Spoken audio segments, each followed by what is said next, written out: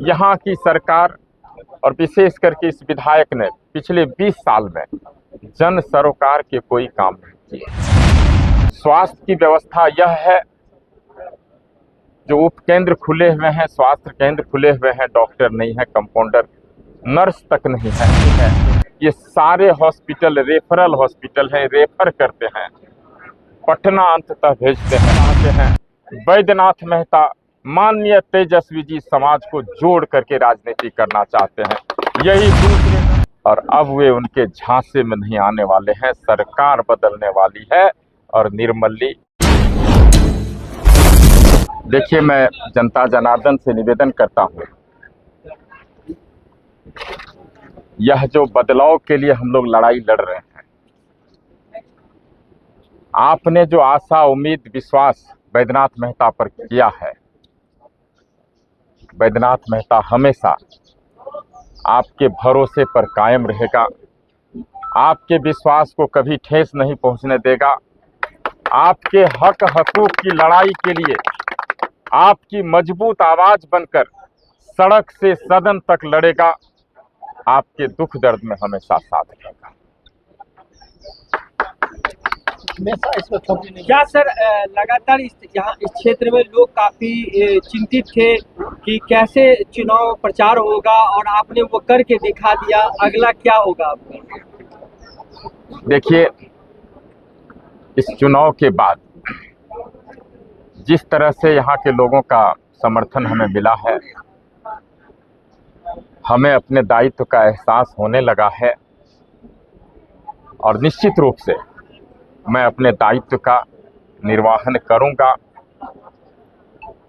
और जो जनता के मुद्दे हैं, सामाजिक सरोकार के मुद्दे हैं, और विशेष करके निर्मली विधानसभा क्षेत्र से कोसी नदी गुजरती है, सीपेज की समस्या है, लाखों एकड़ खेत जो है में 8 महीने 9 महीने तक पानी जमा रहता है, किसान फसल नहीं लगा पाते हैं, बाढ़ की समस्या है, यहाँ पलायन की समस्या है।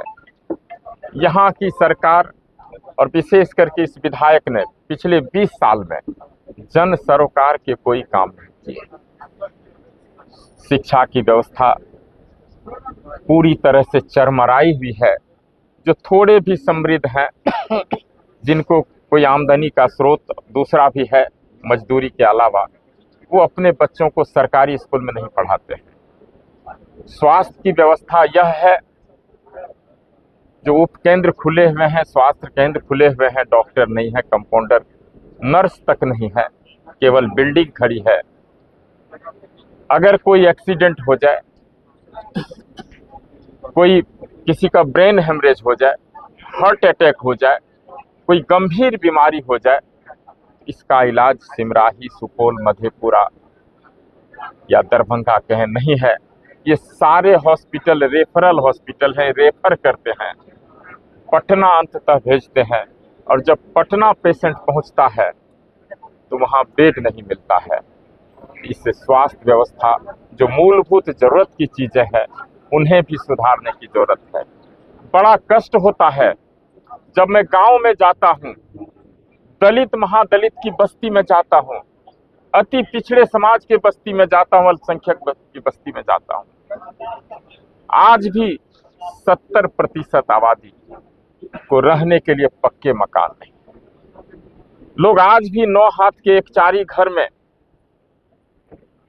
एक छोटे घर में सोने के लिए एक चौकी लगाते हैं, उसी घर में खाना बनाते हैं, उसी घर में अनाज रखते हैं, उसी घर में कपड़ा बस्तर रखते हैं, उसी घर में मवेशी भी रखते हैं, और उसी एक छोटे घर के कोने में भगवान की पूजा भी करते हैं। ये स्थिति, यह चित्रण है गरीब का, मजदूर का इस बिहार में, और मैं मानता हूं इसके लिए यहाँ की सरकार दोषी है।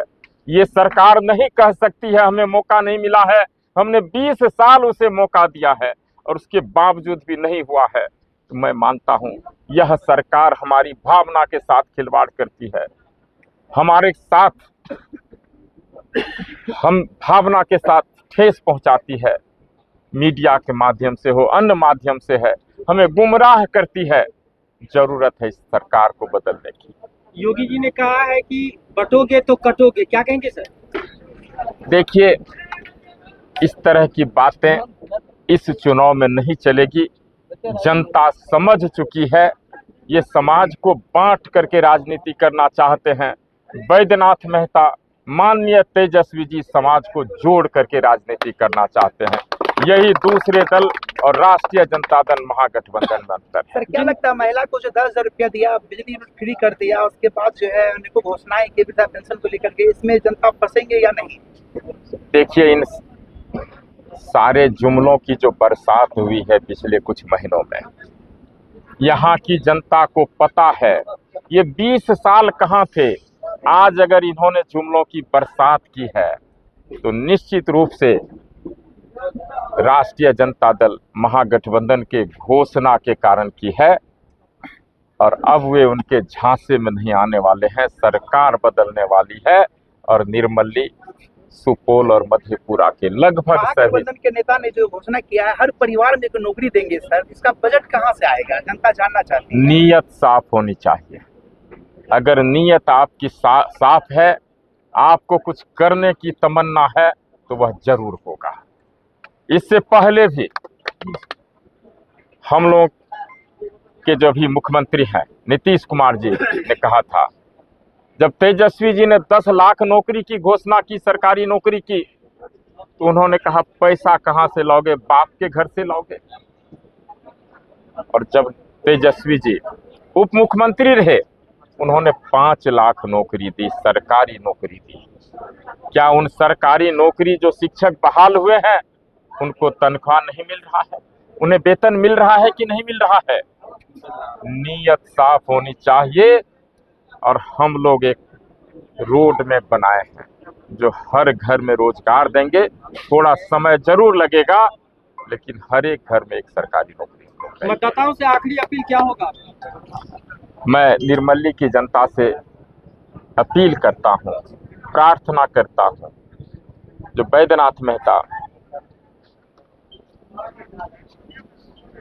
और बैद्यनाथ मेहता के हठ और आपके प्यार के बीच जो लड़ाई थी, उसमें आपकी जीत हुई, आपके प्यार की जीत हुई।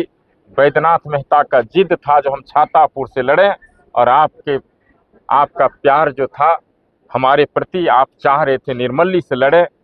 आपके प्यार की जीत हुई, और मैं आपके इस जीत के लिए मैं शुक्रगुजार हूं जो आप हमें इतना प्यार समर्थन देते हैं। जिन दिलों में आज भी बैद्यनाथ मेहता के लिए जगह नहीं बन पाई है, मैं प्रार्थना करता हूं, मैं उनसे अनुरोध करता हूं जो अपने दिल में बैद्यनाथ मेहता के लिए थोड़ी सी जगह जरूर बना दीजिए। तो सर क्या अपना प्यार समर्थन दीजिए, बैद्यनाथ मेहता पर भरोसा कीजिए। बैद्यनाथ मेहता आपके भरोसे पर खरा उतरेगा। बैद्यनाथ मेहता नेता बनकर नहीं आपकी सेवा करना चाहता है। बैद्यनाथ मेहता बेटा बनकर, आपका भाई बनकर, आपका दोस्त बनकर आपके बीच रहना चाहता है। आपके सुख में भी साथ रहना चाहता है, आपके दुख दर्द में भी साथ रहना चाहता है। सर क्या लगता है, नारे नहीं नीति की बात होगी, हर दिल में बैद्यनाथ मेहता की आवाज होगी? निश्चित रूप से निर्मली में यह आवाज पहुंच चुकी है। जहां दल है वह तो ठीक है, दिल से भी सभी बैद्यनाथ मेहता हैं, और आज दल और दिल से निर्मली की जनता बैद्यनाथ मेहता के साथ है।